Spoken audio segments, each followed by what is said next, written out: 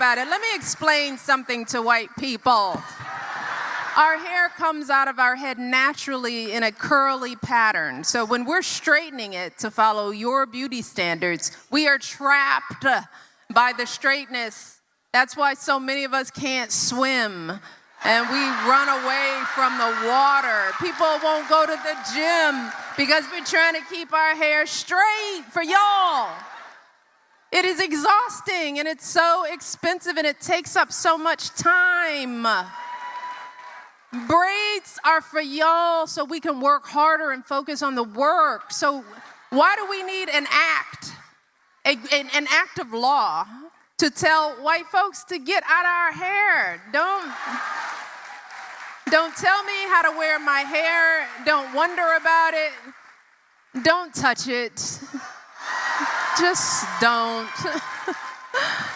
Can you put a public service announcement and tell white women to ask before they touch black women's hair? My fellow white women of America and abroad, from wherever you may reign, my request to you is that you please have the courtesy, prior to touching the hair of an African American woman, to request permission to touch their beautiful, magnificent locks, because I know you're fascinated and you just want to feel it. Just ask first. Perhaps you will get permission. Never. I will never grant permission for you to pay. Hi guys, welcome back to our channel. In case you're new here, my name is Maren. And I'm Maureen. Right, so in today's episode, white women are gonna be calling out their own for touching black people's hair without permission. Right, and what sparked this episode for today, we stumbled upon a video where a black man was doing a social experiment where he was touching white people's hair without their permission, and most of them did not like him for doing that. Right, so in today's episode, we are going to be having a conversation about white women calling out who realized that it was wrong to touch black people's hair without permission, and a lot of them, the people who do this, happen to be white women. Yeah, and I know weird as it sounds, there's some white people who still do not see a problem in that, and they still don't understand. So hopefully this episode is gonna explain a lot, because you're also going to be hearing from the black community how the incident happened and why they took offense to that. So let's watch this episode and then we come back and talk about it. You can let us know your thoughts and opinion on the comment section. Also consider subscribing if it's your first time here. But before we go, I want to ask this question. Do you feel like it's okay if white people touch your hair without permission? Maybe it's just curiosity, we don't know. Or will you feel offended if this keeps on happening to you? Let us know in the comment section. Let's watch. Oh my God, I love your hair. Can I touch it? Oh my God. My God, I love your hair. Can I touch it? I'm trying to see some. Wait. I'm trying to Oh my God, I love your hair. Can I touch it? Oh my God. I'm trying to see some. Wait. Wow. Wow, so cool. I love it. It's a great style on you.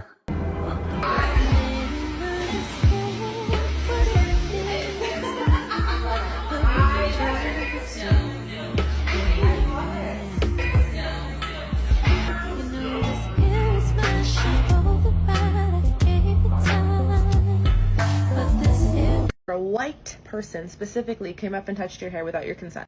So I'm at my boss's house for a family function he's invited me to. He's got a black family, right?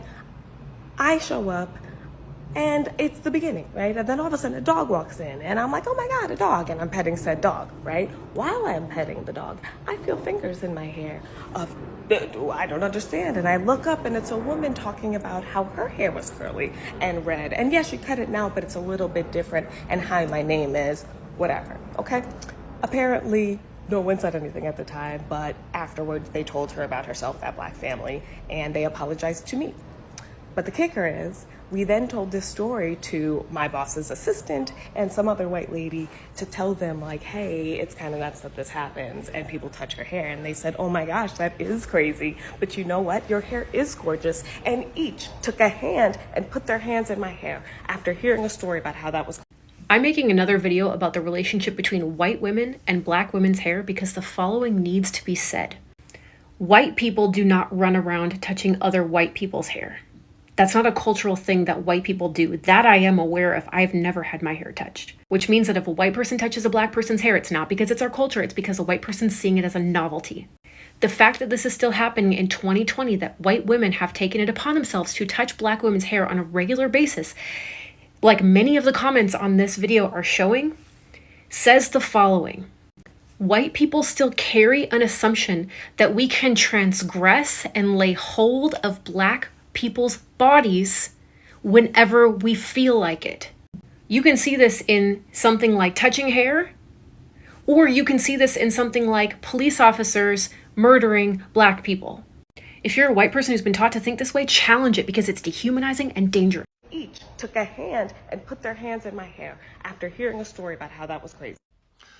White Women Whisperer, why did you bring this up? I love your content, but this triggered me. So back in the day, we had just gotten married, my wife and I, and we had met a nice couple at the gym.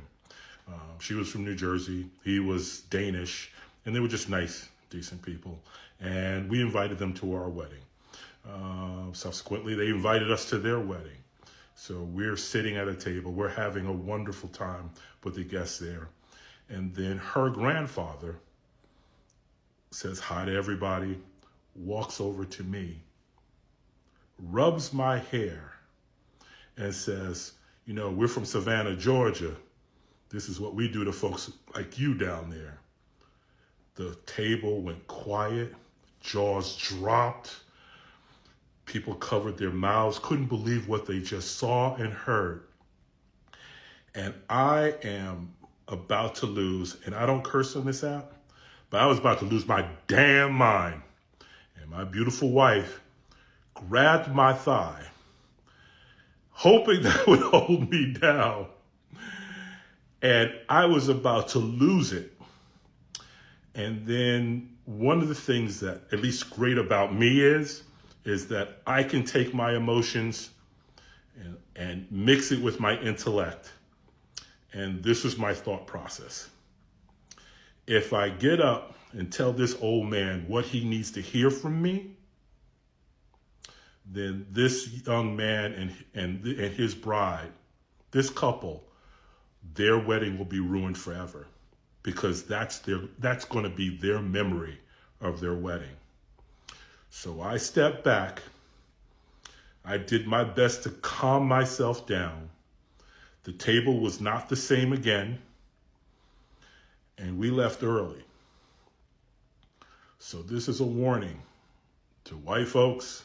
Please don't touch black folks' hair, because that person might not be kind when it's inconvenient.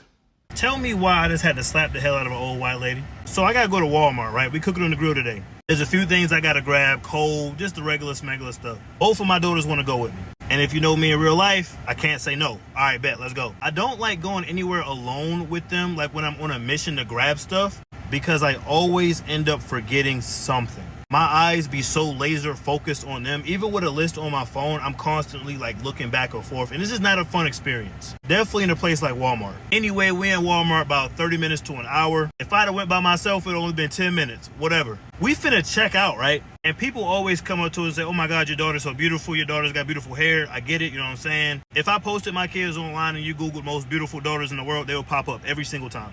Anyway, I don't think nothing of it. I'm scanning items. This is like the one time where I can't like constantly keep looking back and forth. One of my daughters are in the buggy. My other daughter is standing right next to me. This older lady going to say, oh my gosh, your daughter has such beautiful hair. My daughter automatically says thank you. I say thank you. Out of my peripheral, as I'm in the middle of scanning an item, I can literally see her reaching to touch my daughter's hair. It happened so quick. I couldn't say, hey, don't touch her. I just moved. Popped the shit out of her hand, bro. Like, you could hear it. You could, like, this was a straight reflex. Her hand was red. Bitch, why are you trying to touch my daughter? I don't even let people touch my dog. And you're just trying to run your gnarled, old, decrepit fingers through my daughter's hair? It would have been weird even if you would have asked if you could touch her hair. And this is not the first time that this has happened. This is the first time this has happened that I moved. Normally I can just say, hey, don't touch her, and then cool, boom, keep it pushing. But it happened so quick and it was out of my peripherals, I just moved. And I don't understand how they feel as though they have the right to just reach and touch my daughter's hair. I haven't had this issue out of older Latinas, older black ladies, older Asians. It's literally just older white people. They feel as though they can just try to touch my daughter's hair. Stop doing it. Oh, no. Okay. I have a request of white women who have been following me for a while. Please stitch this. Hi, white woman here. And she is literally sharing the story of what happened to her as a black woman and people touching her hair. And so to come in and be like, well, who would touch people's hair, is minimizing the story that she's telling. But also, we know that this is a problem. This has been a problem for a long time. And we hear over and over again about white women asking to touch black people's hair, or actually just touching without asking, to, commenting on their hair all the time. And that's a problem. And we as white women have to address that and learn from it and not do those things, but also teach other white women why that's inappropriate. I know even this year I was at brunch a few months ago, and there was an older white woman who was there, and she asked this black gentleman if she could touch his hair, and he said, no, you cannot. And so we kind of explained to her why that was not a right question to ask, why we kind of explained to her the history of black hair. We talked to her about how black people have faced so much discrimination because of their hair. And, she really took it in, which was nice, but, it was, not something that he wanted to have to deal with that day. And he shouldn't have to deal with that day. And I know while I can't think of a time I've asked to touch someone's hair or tried to touch someone's hair, I do remember looking back, there was a young black lady that I worked with, and, she would come in with her hair looking different every couple of days because of weaves and braids. And I, being a ignorant white person, would be like, oh my gosh, like your hair looks so different all the time. And now I know that was a microaggression. And I've learned that is not an appropriate thing to say or do. But, I have been guilty of that, and I'm sure many of us have been guilty of those things. But when black women are sharing their experiences, you can just listen. You don't have to get in the comments to say anything. And that's okay, because we have had the microphone for a long time. And sometimes it's okay just to sit back and listen. And if we have feelings about what they're sharing, instead of putting our feelings onto them, I can't remember what creator, but there's some creator, she said, just get you a little journal and just write down the feelings. Just put all your little feelings in a journal. Because it is not black women's responsibility to carry our feelings. We just need to let them exist and to listen to them and not touch their hair. I think I found one of the reasons why racism is still an issue in today's time. So I created a video about black women's hair and how a lot of white people touch black women's hair without their permission or just like out of curiosity. And a lot of comments were diminishing my whole point of the video. A lot of comments were like, oh, it's not all white people, or a black person touched my hair too without my consent, so it's not just white people. Then I was looking at the comments and I was like, this sounds and looks so familiar, like where have I read this from? And I realized that these are the type of comments that people make when they feel threatened, targeted, or offended. Like, for example, the Black Lives Matter slogan and the All Lives Matter slogan. When we say Black Lives Matter, we are not saying that all lives do not matter. But what we are saying is that in current times, black lives are the ones being lost more than the rest of the people. And when people say all lives matter, it's diminishing and taking away from the whole message of Black Lives Matter. Or when you all say, not all cops are bad. We're not saying all cops are bad, but we're saying that the structure and the system that they're working for is corrupt. Now, back to my video. I, as a black woman, was sharing my personal experience alongside other black women that I've encountered who had the similar experiences as me. And I actively brought attention to the white people who it was intended for so they can understand their wrongdoings. The problem that arose was that it became reversible.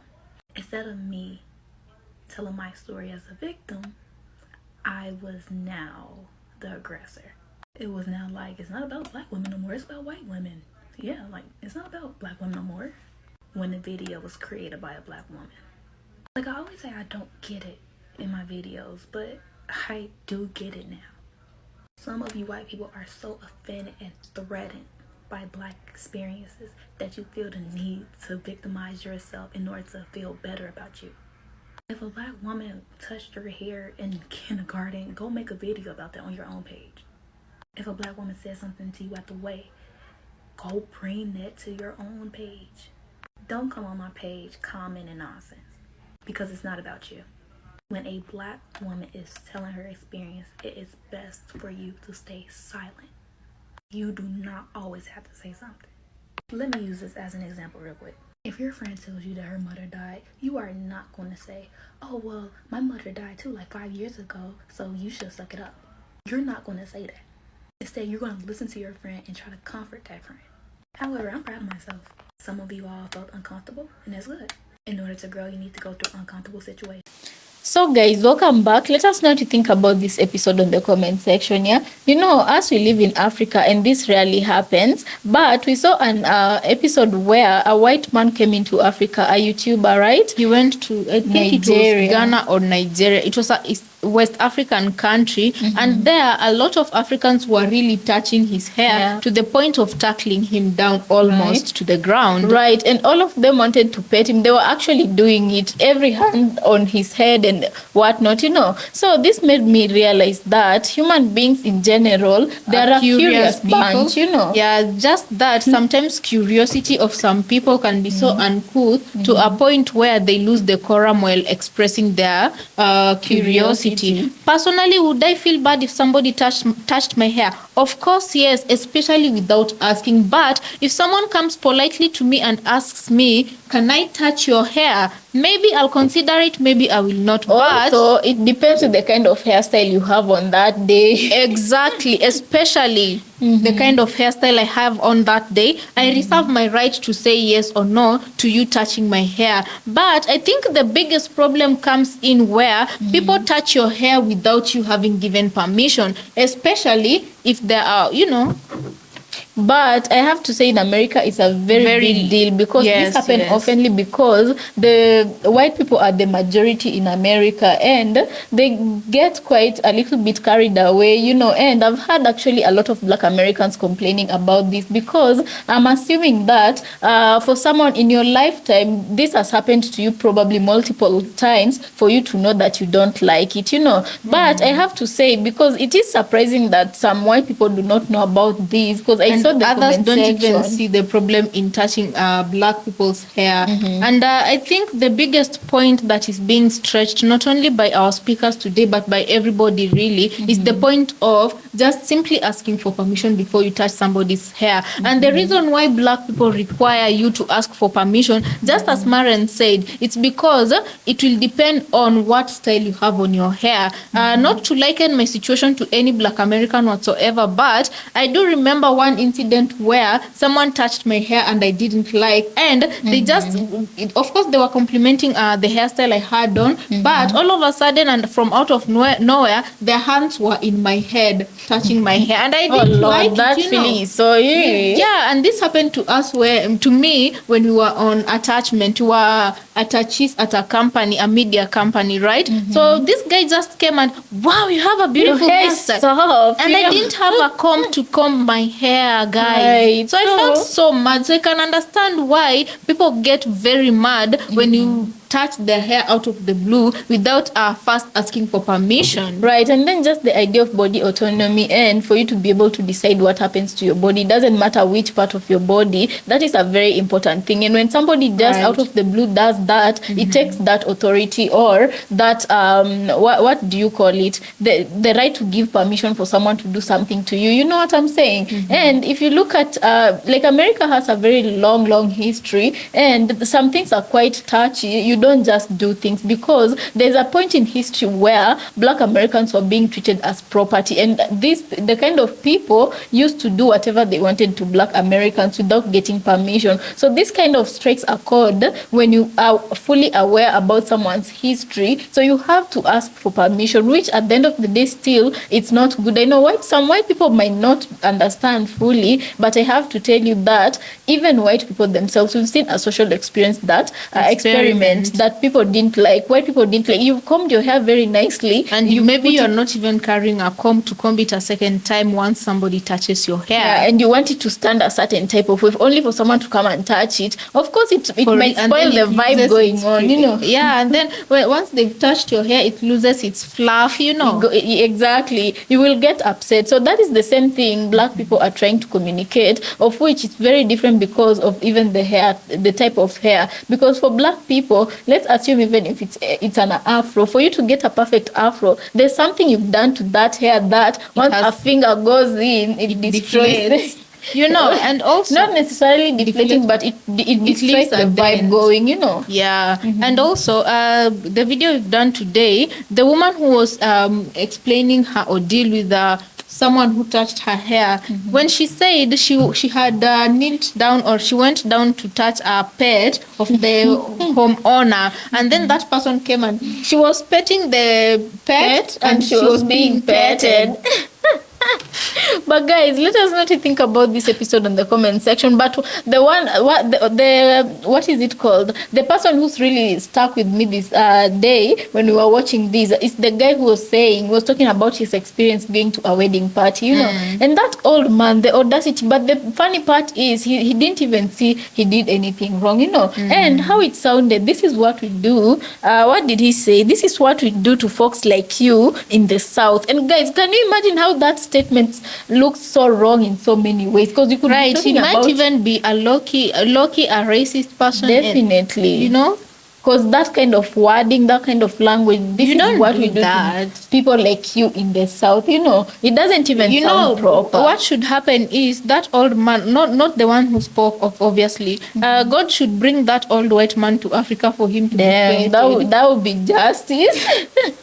And then he would know why how people don't like someone to touch your hair, your well done hair. Exactly. But guys, let us know what you think about this episode on the comment section. We'd very much like to hear from you. Have you been through this instance? No, that is not even a question. I feel like we are going to be getting more yeses than no. Instead, let me ask: Have you never been in a situation where white people pet your hair?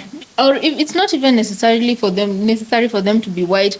Generally, has someone ever touched your hair without your consent, and how did that make you feel? Right, just as a person generally. And I do feel like we'll get many yeses, but we still want to hear from you. But I want to hear also, is there anybody who's never, because personally I've never, but have Maureen, you never? Nobody has ever touched my hair. I'm lucky.